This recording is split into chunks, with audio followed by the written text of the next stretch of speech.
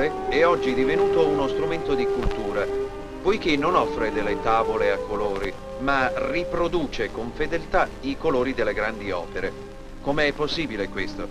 Ecco la Pietà di Giovanni Bellini. Essa, come ogni altro dipinto, è costituita dalla fusione dei tre colori fondamentali, giallo, rosso, blé. Per riprodurla occorre anzitutto selezionarla, ossia scomporla fotograficamente a mezzo filtri nei tre colori fondamentali. Otterremo così tre lastre. La lastra del giallo, del rosso e del blé, cui si aggiunge una lastra del nero usata come quarto colore supplementare. Seconda operazione importante è il ritocco delle positive ricavate dalle quattro lastre, ritocco necessario a dosare l'intensità dei toni e delle mezze tinte che la riproduzione fotografica può aver falsato. Occorre una mano sicura e una perfetta conoscenza del colore. Dalle mani del cromista la positiva preparata passa al tavolo luminoso, dove avviene il montaggio, ossia l'applicazione delle positive su appositi supporti trasparenti. Su ogni supporto sono varie positive di un solo colore, cominciando dal giallo.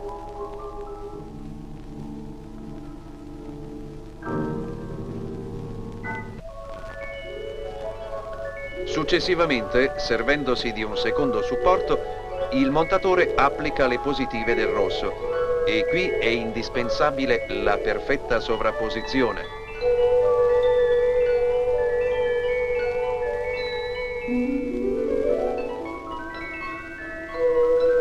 Basterebbe un leggero sfasamento per dare nella stampa un risultato negativo, ossia un fuori registro. Questa operazione serve a ricomporre i colori all'inizio selezionati.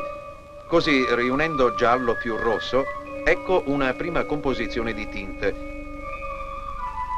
Sovrapponendo il blé, ricostruiamo i tre colori base. Con il nero l'immagine è simile all'originale.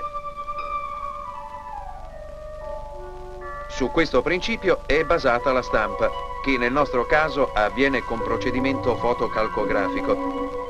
Ognuno dei quattro supporti trasparenti passa al reparto incisione, dove si provvede alla preparazione dei quattro cilindri di rame. Anzitutto, sotto un torchio luminoso, viene impressionata a mezzo tubi fluorescenti una carta sensibile, detta carta pigmento, la quale trasporterà l'immagine della positiva direttamente al cilindro, ed ecco come.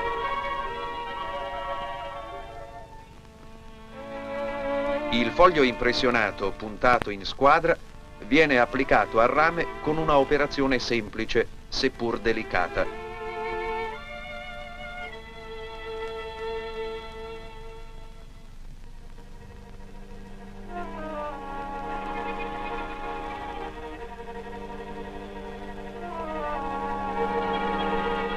Quindi, in un bagno di acqua a 40 gradi, si provvede a togliere il supporto di carta, che come una decalcomania lascerà sul cilindro le immagini in un rossastro strato gelatinoso.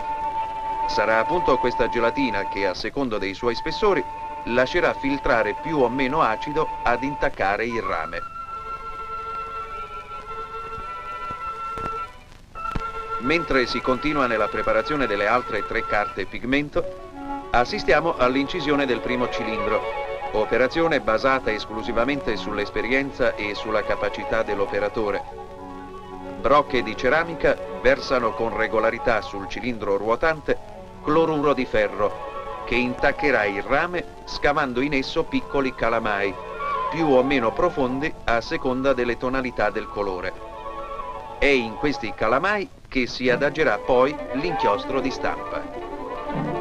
Finalmente, col primo cilindro, quello in cui è stata incisa la lastra del giallo, si avvia la macchina fotocalcografica, che inchiostrata di giallo darà un primo esito di stampa.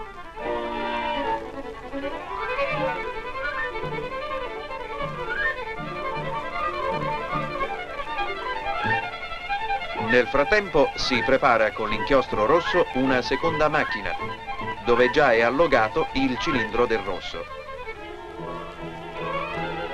Già si sovrappongono i primi due colori che il macchinista dovrà mettere perfettamente a registro. Così a catena questi fogli passeranno in 4 macchine diverse, sino a raggiungere la stampa completa. Ed ecco le prime prove che il cromista attentamente controlla, non senza soddisfazione.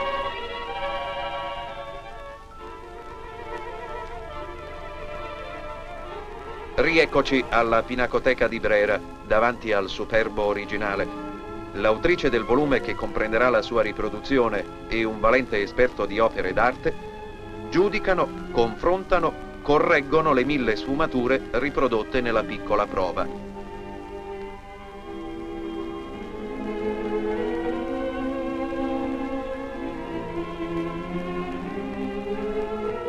Ora si tratta di interpretare quelle minuziose osservazioni e riportarle sui fogli di macchina, colore per colore, con sensibilità di artista.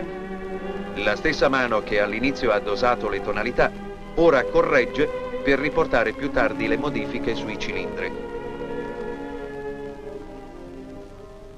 Il segno di più vuol dire accentuare il colore, il segno di meno diminuirne l'intensità. E interpretando questo essenziale linguaggio, armato di delicati strumenti, il cromista stesso, sfiorando appena la superficie di rame, varia la modellazione dei toni, la loro intensità, prevedendo sempre la fusione dei colori in una armonica imitazione dell'originale. Finalmente, senza più dubbi o incertezze, le macchine caricate di fogli pronti a ricevere l'immagine girano per la grande tiratura, che riproduce in migliaia di perfette copie le opere dei grandi pittori.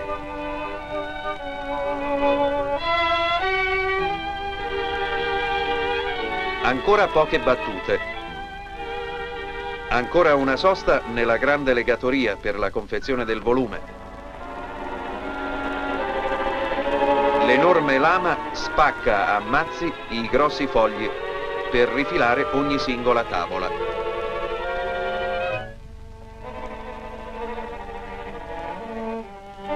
Un'altra macchina ancora ricompone le tavole a 2, con paziente, precisa lentezza.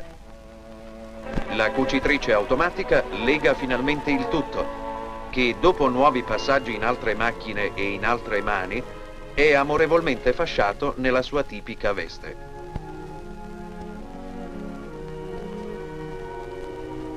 L'uomo, con la perfezione delle sue macchine, è riuscito così a dare a tutti il privilegio di conoscere le opere d'arte sparse per il mondo e che finora erano godimento di pochi.